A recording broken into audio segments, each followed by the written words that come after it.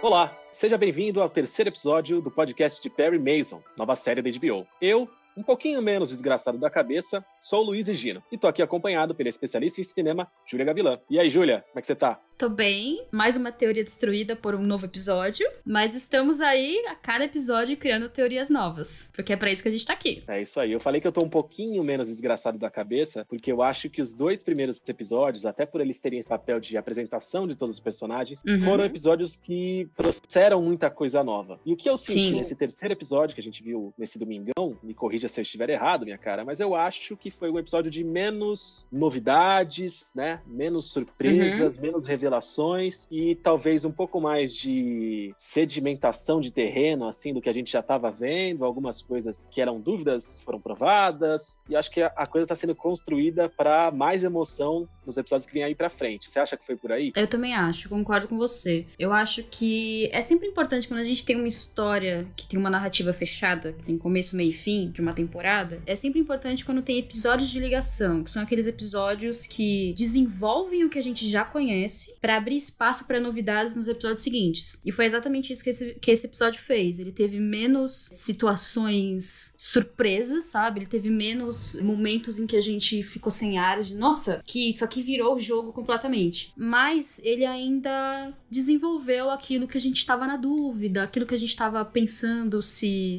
era aquilo mesmo, se não era. Então esse tipo de episódio é sempre importante pra limpar a cabeça do público um pouco e não ficar só jogando informação o tempo inteiro, né? Você acha que dá pra dizer que o episódio teve um elemento central, um tema que ligou os personagens, que amarrou a condução, a narrativa inteira durante todo o tempo? Ou você acha que foi uma grande salada doida? Dá pra dizer que teve uma coisinha, se você tivesse que resumir em uma palavra, qual seria, Julia? Culpa. Eu diria que é culpa. A gente, desde o primeiro episódio, a gente já tá comentando sobre isso, né? Cada episódio é centralizado ou explora uma coisa, um tema, e parte a narrativa a partir daquilo, mas não fica exatamente preso só àquilo, né?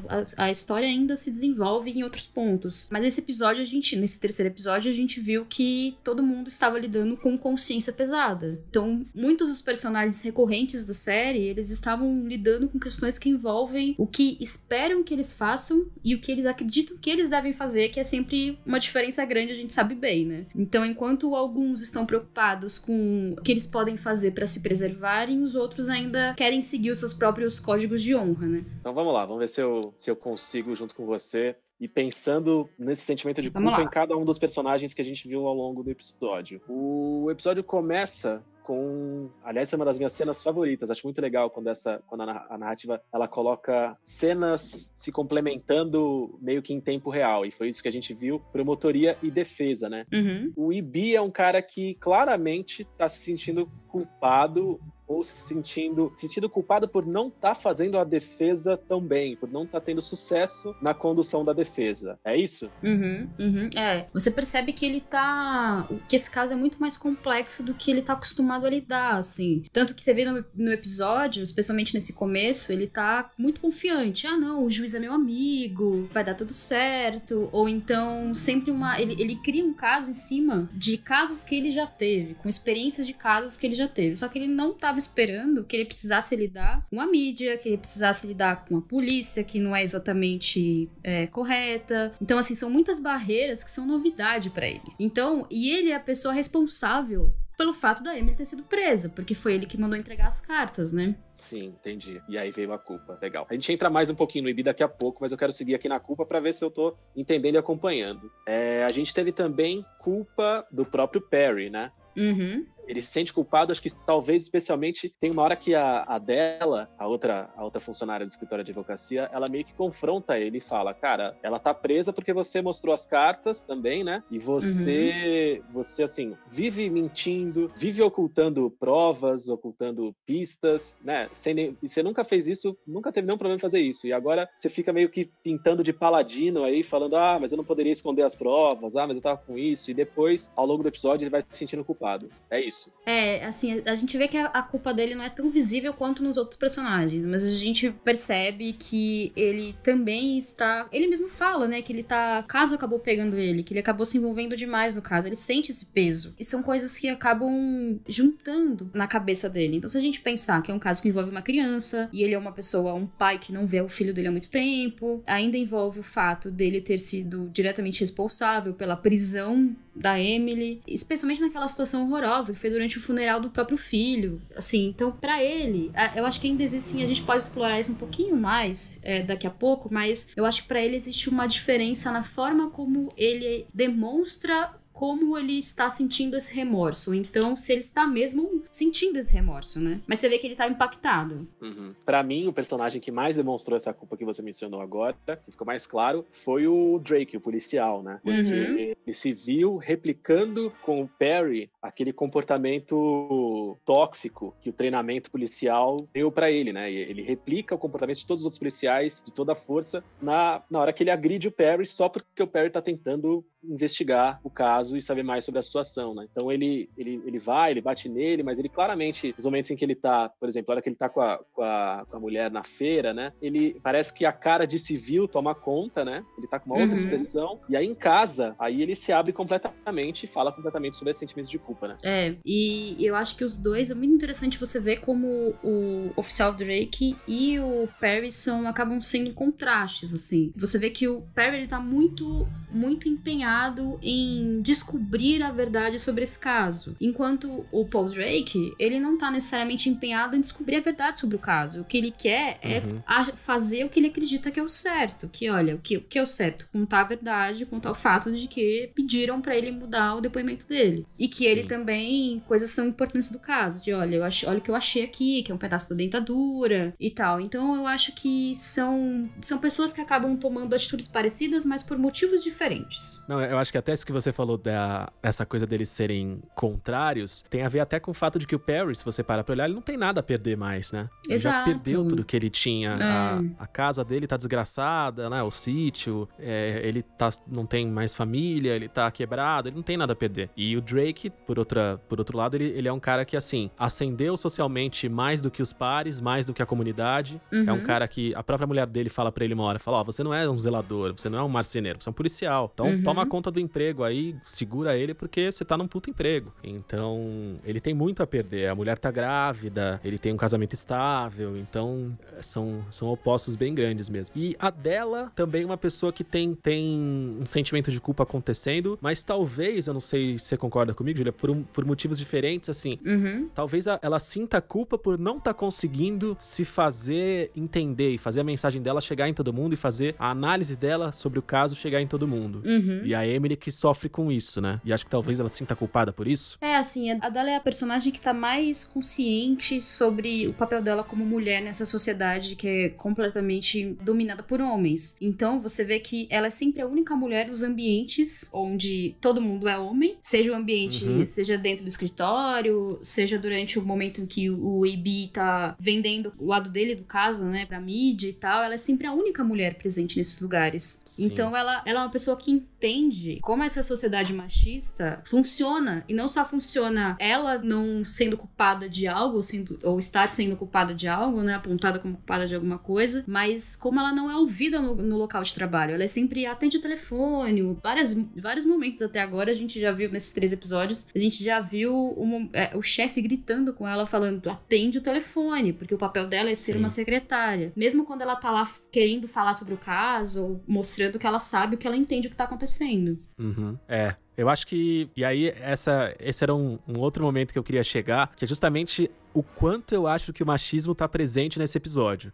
A dela, ela confronta todo mundo sempre com muita raiva e com muita fúria, porque ela tá o tempo inteiro tentando falar e não é ouvida, né? Então, claramente, o impacto disso faz com que ela, nos momentos em que ela parece ser mais ouvida, são esses momentos em que ela traz completamente essa agressão no comportamento. Então, assim, essa hora que ela fala com o Perry, quando eles saem do começo ali do do julgamento, né? E ela confronta e joga todas essas verdades na cara dele. Essa é uma hora que ela é ouvida, né? E essa é uma hora... O Perry tem essa questão. Eu acho que o Perry é um cara... Parece que muda de opinião quando ele é muito confrontado com esses fatos. Ele leva a Adela em consideração. Tanto que em outros episódios ele já mencionou isso. Ele falava assim, putz, eu não tiro da cabeça essa história que a Adela falou que, cara, ela traiu o marido, né? A Emily. Ela não é uma assassina. Trair o marido não é um crime. Ela não pode ser julgada por isso. Então parece que ele escuta ela, mas por ser um cara que vem de uma criação muito machista, provavelmente, um cara, né, exército, então é um cara que demora pra conseguir chegar a essas conclusões. Mas o machismo, ele tá muito presente na questão da Emily, né? Ao ponto da Emily se convencer, né? Ou ser convencida pelos outros, e aí, como bem a Adela fala, a frase dela, ela fala, todos os homens estão falando que ela é culpada. Então ela acha que ela é culpada.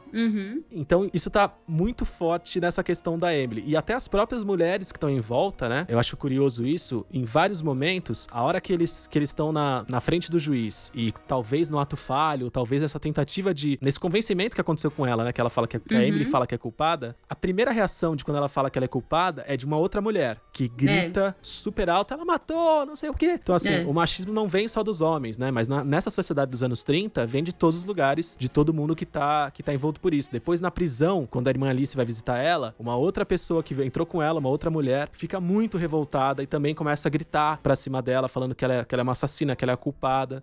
Acho que isso também chega até o ponto de que a gente tem uma espécie de enfermeira ou de funcionária do próprio presídio. Que devia cuidar dela, né? Que precisa, judicialmente, ela é obrigada a ficar de olho na Emily o dia inteiro. E ela também, em determinado momento, para de olhar, para de cuidar dela ali.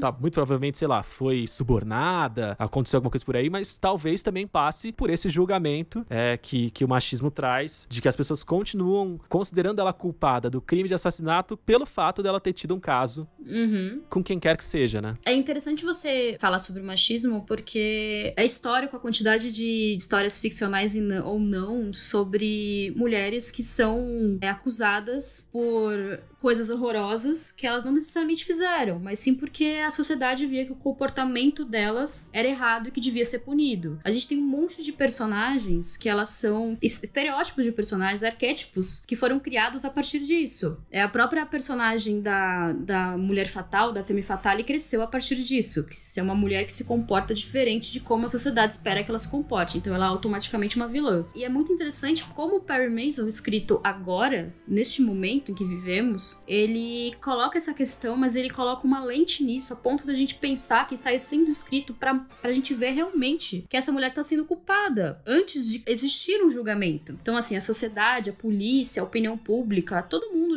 a mídia, todo mundo já julgou essa mulher simplesmente pelo fato de ela ter tido um caso. Então, se ela, como você disse, se ela foi capaz de ter um caso, então ela é capaz de qualquer coisa. A gente vê até o próprio Prometor falando disso, lembra? Ele fala disso quando ele tá lá no começo do episódio, quando ele tá conversando com a imprensa, ele fala isso. Eu não posso dizer que ela é só uma prostituta adúltera, porque ela foi capaz até de matar o filho, então não existe um nome pra dar pra ela, né? Então, assim, ela não é só uma adúltera, ela é uma prostituta adúltera. Enquanto no mesmo episódio, a gente vê o pai do Matthew falando pra ele que a culpa do comportamento masculino, de querer mulheres que cometem atrocidades sociais, vamos dizer assim, é culpa da mulher. Do homem não, é uma falha no homem, porque ele é seduzido por essa mulher. Mas ainda assim, a culpa está na mulher e não no homem. Sim. A Adela fala uma coisa legal também nessa conversa com o Perry, que ela fala, o Matthew, porque o Perry, ele tá argumentando assim, mas ela mentiu, né? Ela não contou que tinha esse caso, não contou que conhecia o cara. E aí a Adela fala, o Matthew também mentiu, só que ela é mulher e é vadia, e ele é homem e tem dinheiro. Exatamente. Então, tá muito clara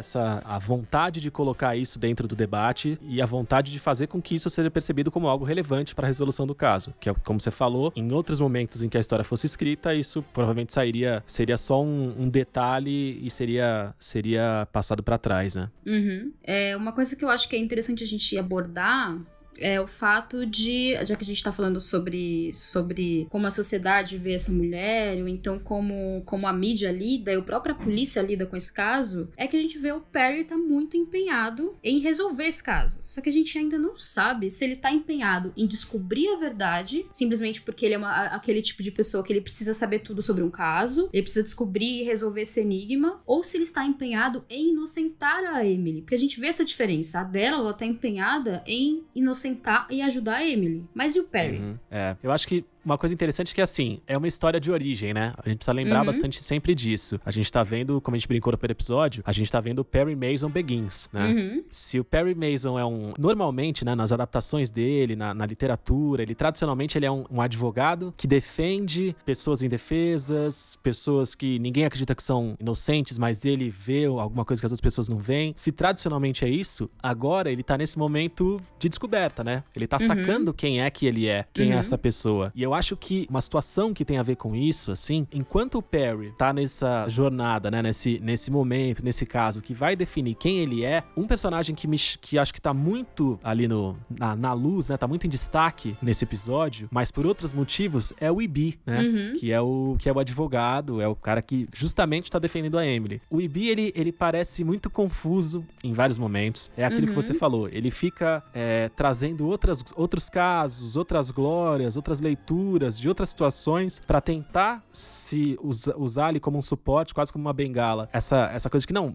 vai dar certo, ela é inocente, não, eu vou quebrar a promotoria, a acusação é fraca. Eu acho que além de tudo, tem uma questão acontecendo que, assim, eu acho que como história de origem, essa é uma história de passada de bastão. Então, assim, o Perry, muito provavelmente, passados esses 8 episódios, passada a resolução desse caso, talvez ele seja o cara que assuma o controle, né, assuma como figura principal desse escritório de advocacia e o Ibi saia de cena. E eu acho que nesse episódio ficou mais claro que essa passada de bastão e essa transição acontece também porque o Ibi não consegue mais atuar como advogado. Eu fiquei até com uma suspeita, Júlia, que eles estão tentando justificar, ou estão tentando dar ao personagem sinais de Alzheimer, sinais também de algum tipo isso. de envelhecimento ali senil. Porque, assim, no começo do episódio, naquela cena que eu falei pra você que eu gostei bastante, daquela rima, né, entre falas da promotoria e da defesa, cada um num lugar, o Ibi, ele tá no barbeiro e ele esquece o que ele tá falando. No meio de uma frase, ele vai falar, porque a Emily ainda tá na cadeia, ele esquece,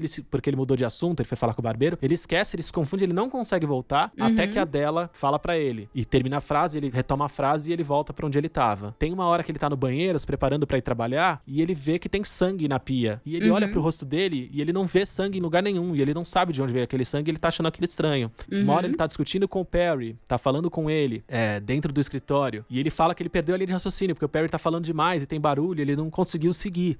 No próprio momento do julgamento... Ele tá bem confuso ali, né? O juiz pede pra eles se apresentarem e de repente ele tá fazendo a defesa dela. Ele fala, cara, não é isso hoje. Ele, desculpa. Então, assim, ele tá muito confuso. Eu não sei se, de fato, a gente vai ver isso, vai ser esclarecido na própria série, como, ele tá com um quadro de Alzheimer, ele tem sinais, ou se só vão levar pro lado de que, ele tá muito velho e ele não consegue mais exercer a profissão. Mas acho que isso ficou muito claro, né? E ele fica o tempo inteiro tentando levar pra pontos de defesa que não fazem mais sentido naquela época. Então, assim, não, o juiz é meu amigo. Ele acha que o fato do juiz ser amigo vai ser o suficiente pra que tudo dê certo, porque se o juiz é amigo dele, não tem como dar errado. Então acho que tudo isso bem estranho, né? Ele tenta levar a linha de defesa da Emily pra um lado que, ela é uma mulher, ela é frágil, ela é pequena. Mais uma vez o machismo acontecendo. E fala, é uma boa esposa, né? Nunca faria isso, uma esposa devotada. Então assim, todo mundo sabe que ela tinha um caso. Isso é o fato gritante na hora da defesa. E ele, quando vai conversar com ela e quando vai falar na frente do juiz, ele continua insistindo, não, é uma mulher, né, uma esposa exemplar. Então, assim, acho que essa questão do envelhecimento do Ibi, e aí não sei se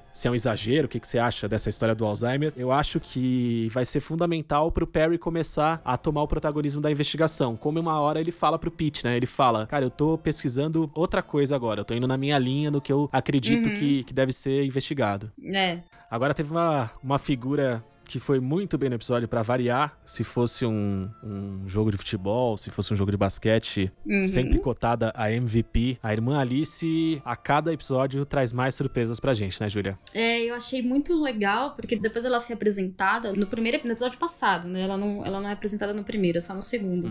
A gente acaba conhecendo um pouco mais sobre quem é a Alice e não a irmã Alice. Eu acho que isso é interessante. A gente também vê que ela acaba experimentando alguns sentimentos que parecem sem culpa também. Porque quando ela vai visitar a Emily na cadeia, na prisão, né? Ela tenta libertar a Emily dessa culpa dela, de achar que ela que foi responsável pela morte do filho. E aí você vê ali que ela mostra um momento de vulnerabilidade que eu não tava esperando. Tanto que no primeiro momento em que ela, durante essa conversa, eu achei que ela podia estar meio que manipulando a Emily, sabe? Só se colocando no papel de uma pessoa que já passou por uma coisa muito ruim, só pra criar uma proximidade em cima de uma história falsa. Mas você vê ali, principalmente no decorrer do episódio, que ela parece realmente que ela passou por algumas coisas. Será que ela tem algum tipo de passado nebuloso que a gente vai conhecer ainda? Tem duas frases dela nessa hora da conversa com a Emily que me chamaram a atenção, Júlia, aqui. É um momento em que quando ela fala sobre a chegada dela até Los Angeles, né, que ela fala do lugar onde ela tava, da cidade que ela tava pra Los Angeles, é um caminho muito, muito longo. A Emily fala alguma coisa como, mas Deus sempre teve com você e a sua mãe também. E aí ela fala, Deus nem sempre teve comigo, que já é uma coisa interessante. Depois ela fala, e a minha mãe sempre esteve. Então, assim, claramente a mãe dela é uma figura péssima ali, né? Tem uma presença constante na cabeça dela ruim, assim, uma influência ruim. Acho até pela própria posição da igreja, né? Da tentativa de mostrar a igreja como um negócio imaculado e do fato da Alice ter pintado como o símbolo da igreja, né? A mãe deve ter uma pressão em cima dela e deve ser uma pessoa bem difícil, né? E a gente descobre também nesse episódio, num outro momento, a hora que o Perry tá passeando ali pela igreja, que a Alice é adotada, né? E essa passa a imagem, você vê também que esse momento em que ele tá vendo essas relíquias da igreja, vamos dizer assim, porque ali é colocado como se fosse, né, uma exposição de um museu, parece. Sim. A igreja ali tenta vender a ideia, ou vende a ideia, né? Porque você vê que tem muitas pessoas que seguem essa fé, né? Você vê que a igreja tenta vender a ideia de que ela é predestinada pra ser quem ela se tornou. E que ela ainda é predestinada pra outras coisas. Tanto que a mãe dela depois fala pra ela que ela meio que vai ser a pedra principal. A partir dela, eles vão criar outras filiais em outros lugares, porque ela é uma pessoa importante nesse sentido. E aí eu fico até me perguntando se ela não foi criada para ser essa pessoa. Porque você vê que existe uma... Ali parece até, quando elas estão conversando, que a mãe dela tá incomodada por ela ter ido até a prisão ver a Emily, você vê que ela mostra ali um pouquinho de quem talvez seja por baixo, quem seja Alice por baixo dessa pessoa, né? Que ela fica tipo, meio que, eu sou isso aqui porque você me fez desse jeito, sabe? Porque eu sou isso aqui, não necessariamente porque eu tô predestinada, mas porque me direcionaram pra esse caminho. Então eu acho que é uma coisa interessante pra gente ver.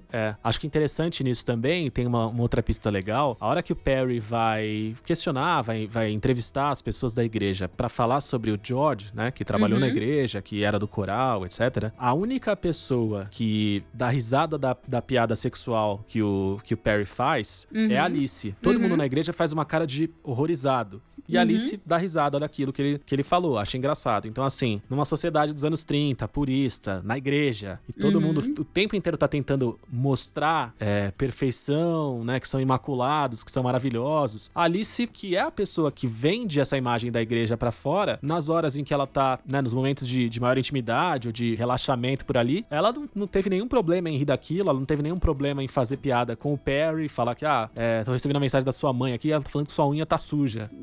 Ela mostra camadas de sarcasmo, de perspicácia, de achar graça na piada sexual, que teoricamente é o que a gente não poderia imaginar de uma figura como ela, né? Exatamente, você imagina ela como a luz da igreja, como ela é mesmo apontada o tempo todo. Então, assim, ela, teoricamente, era pra ela ter ficado horrorizada, e não, aí você vê que eles até se olham, assim, você vê que rola uma proximidade ali, né, mesmo que por alguns momentos, meio que um sacando o outro de alguma forma, e nesse momento acontece uma coisa que também me deixou bem encafifada, assim, falando como se fosse uma senhora de 70 anos, porque encafifada é uma palavra velha, né? Eu fiquei bem curiosa, porque o próprio Perry questiona o que estão dando pra ela, né, na veia. E aí o cara fica meio horrorizado, fica meio, tô dando aqui vitaminas e soro, porque ela se desgasta, né, quando ela tá na igreja, né, e tal. E aí ele meio que questiona isso, e... Pergunta se é o Espírito Santo, né? Se é o Espírito Santo e tal, e eu fiquei meio... Só essa frase já me deu um alerta, sabe? porque não iam falar isso à toa. Mas a gente também viu, desde o primeiro episódio, na verdade, no momento que ela apareceu, a gente até questionou sobre isso, o fato dela ter segurado a mão da Emily, ter sentido alguma coisa, lembra? Acho que você até falou sobre isso. Ela segurou na mão e parece que ela sentiu alguma coisa, ouviu alguma coisa. Naquela hora eu achei que ela era uma X-Men, assim, sabe? Que ela tinha lido por telepatia os pensamentos da Emily. Que ela tinha superpoderes e sentiu alguma coisa ali, né? Mas eu fiquei me questionando se, principalmente depois, no último momento, em que ela disse que tá ouvindo vozes, né?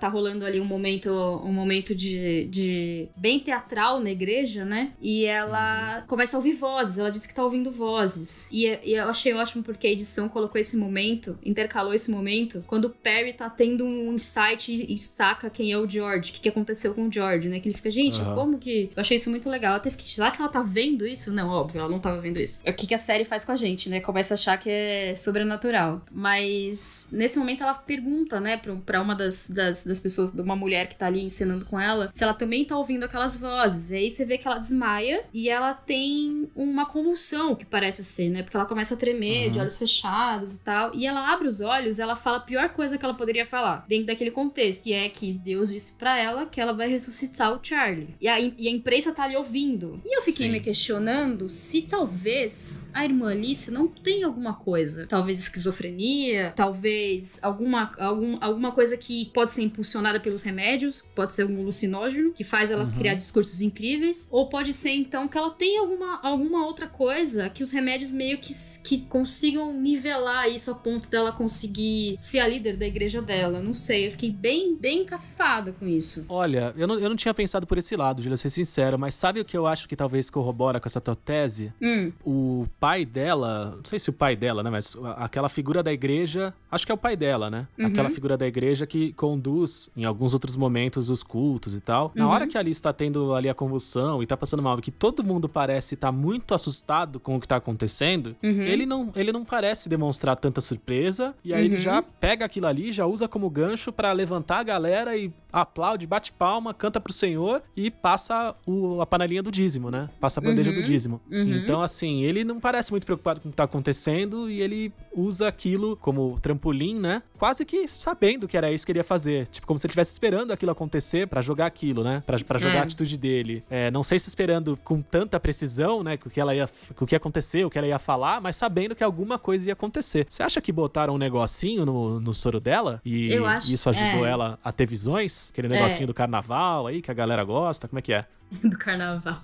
Maravilhoso. Eu acho que pode ter um envolvimento nisso sim, sabe? Eu acho que pode ter alguma coisa ali nesse soro que faz ela ter esses momentos que parecem a intervenção divina, mas pode ser só a loucura de um LSD ali, alguma coisa do tipo, sabe? Então, um ópio, sabe? Derretido ao ponto de virar líquido, sei lá, alguma coisa desse tipo. Que na época em Hollywood tinha muita droga rolando, que eram drogas que eram legalizadas, né? Não eram drogas que eram proibidas. Então a galera usava muito, tipo, remédio pra dormir, remédio pra lidar com ansiedade. Tanto que teve muita overdose durante os anos 30, 40, 50 e 60 e até 70 por conta de remédios que era prescrito pelo médico, pra pessoa ficar mais calma, pra pessoa lidar com a fome e tal. Então não seria difícil encontrar esse tipo de medicamento pra dar pra ela. Mas já que a gente tá falando sobre igreja, eu tenho uma pergunta pra te fazer. Que isso ficou na minha cabeça. Isso ficou na minha cabeça quando o episódio acabou. Eu falei, eu preciso perguntar isso pro Gino. A gente tá falando sobre a igreja e sobre o que a igreja... Sobre toda a igreja parece estar cada vez mais envolvida nessa história. Sim. Porque a gente acaba vendo cada vez mais... o George era funcionário da igreja, o próprio Perry fala que ele era muito religioso, que ele queimou dinheiro, que, né, ele mesmo fala, como é que um cara religioso... Como a gente não viu quem era esse cara, já que ele queimou dinheiro? Se ele era uma pessoa tão religiosa, como ele estaria envolvido no sequestro de uma criança? Começa aí, né? Eu fiquei pensando nisso. Essa é a primeira parte dessa pergunta. Tá. Segunda parte a gente vê que o pai do Matthew tá lá conversando com ele e ele mostra a ideia dele de abrir uma igreja, de abrir uma cidade, quer dizer. Ele fala, tem esse terreno gigante aqui e eu quero fundar uma cidade com todas as lições e todos os ensinamentos morais que a gente segue na nossa igreja. E eu preciso da sua ajuda. Você vai chegar, Angela. E eu preciso da sua ajuda. Eu quero perguntar pra você, se a gente juntar essas informações, o que você acha que a igreja está aprontando. O que você acha que pode ser o envolvimento da igreja nessa situação? Porque ele até fala, é um lugar que vai ser longe da corrupção de Los Angeles. De Los Angeles. Olha, estou tirando aqui o meu caderninho do bolso, seu caderninho. Porque agora eu acho que pintou, hein? Vamos lá, minha teoria. Vamos lá. Que eu acho que pode estar acontecendo. Assim como hoje em dia, né, alguns grupos meio escusos agem muito fortemente com o mercado imobiliário, a gente sabe que já há muito tempo ter terra, trabalhar essa terra para vender a terra do jeito que for, é algo que dá muito dinheiro, né? Então eu acho, minha cara Júlia, e aí eu já vou talvez eu vou indo bem longe, hein? Mas eu acho que o seguinte, eu acho que o próprio assassinato do Charlie, o crime que envolveu o Charlie, pode ter sido um crime orquestrado pela igreja, para trazer o simbolismo, num fato só, o simbolismo de todo o pecado, de toda a corrupção que envolve Los Angeles. Sim. E aí, colocar as pessoas da própria igreja envolvidas nesse crime mostra ainda mais o poder de corrupção que a cidade tem e como ninguém tá salvo, nem aqueles que teoricamente são tementes a Deus, etc e tal. Então eu acho que todo esse crime foi orquestrado para convencer essa comunidade a tão logo essa cidade seja fundada, seja construída ali perto, mais longe da corrupção, todas essas pessoas se mudem para lá, ainda que com preços inflados, que com o custo mais alto do que teoricamente seria em Los Angeles, para que eles consigam ter ainda mais dinheiro. Então eles constroem a cidade a partir do dinheiro que eles conseguem com os poderosos que estão envolvidos na igreja, com toda aquela arrecadação de dízimo que está acontecendo intensamente e que deve acontecer não só ali, mas em todas as outras filiais da igreja, que a gente sabe que existem, que eles comentam, né, que outras unidades da igreja existem em outros lugares, que eles atingem muita gente através das ondas do rádio. Isso. Então eu acho que talvez pode ser por aí o caminho. Pode. E aí eu pego também uma pista, não sei se isso é roubar no jogo, acho que não, mas eu pego uma pista do trailer. Porque o trailer mostra muitas frases, né, o trailer mostra muitas cenas e que a gente fica se perguntando do que estão acontecendo. E tem um dos momentos do trailer que se eu não me engano, quem fala é o policial Walker. Eu acho que é ele. Que ele fala, tá todo mundo envolvido. A polícia, a igreja, o governo. Então todo mundo, em todos os lugares, tem alguém que sabe do que tá acontecendo ou que tem alguma participação no que tá acontecendo. Então eu acho que tudo isso, todo o assassinato, o fato de ter sido com quem foi, né, com alguém de dentro da igreja, eu acho que tudo isso pode encaminhar a gente pra esse caminho. E aí talvez essa história que o pai do Matthew, ele fala pra ele, eu preciso de você, pode passar também por esse plano. Porque assim, a mulher foi corrompida. O outro cara, o George, um sequestrador, corrompeu você e a sua família. E esse cara vai ser o símbolo da redenção nessa nova cidade. Fala assim, ó, mesmo com o demônio aqui tocando o coração da nossa comunidade, você vai sair mais forte. Você que perdeu o filho pra toda essa situação, vai com a gente fundar essa cidade nova, onde todo mal vai estar livre, porque a gente vai estar construindo essa comunidade a partir dos princípios do Senhor, etc, etc, etc. Fui muito longe? Não, foi perfeito. É isso que eu quero de você. Quero que você tire seu caderninho, tire seu lápis de trás da orelha e escreva todas as suas teorias pra você compartilhar com a gente. Eu não acho que você foi longe. Tomando um whiskyzinho como Perry seria melhor ainda, mas ainda não.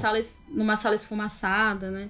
Então, eu acho que a série abre tantos caminhos que não é difícil a gente começar a criar essas teorias e juntar várias peças, né? Podem não ser necessariamente as peças que estão certas, elas se encaixam direito. Pode ser, porque as coisas ainda estão no começo, a história ainda tá bem no começo. Mas eu acho que essa sua teoria não parece assim maluca. Eu gostei da sua teoria. Muito obrigada por compartilhá-la. Tá certo, eu espero, na verdade, eu torço muito pra que na semana que vem o próximo episódio de Perry Mason aconteça e a minha teoria seja completamente destruída e outras duas nasçam no lugar dela, assim como seria com o corte da cabeça de uma hidra. Que é isso que normalmente as séries da HBO fazem com a gente, né? A gente fica um pouco confuso, um pouco enlouquecido. A gente dorme pensando na série, como aconteceu comigo, não acontece, né? A gente acaba tendo sonhos pensando o que pode ter acontecido, o que tá acontecendo, quem é culpado, quem não é. Porque eu acho ainda, eu tenho certeza de que o culpado ainda está solto. Então vamos ver até onde essa história vai direcionar a gente. Muito bom. Então, minha cara Júlia, depois dessa análise toda, eu vou meditar aqui, rever umas 3 ou 4 vezes os episódios pra ver se eu perdi alguma coisa nesses 3 episódios. Isso é legal. Eu gosto muito de fazer esse exercício, né, de revisitar os episódios que já passaram pra ver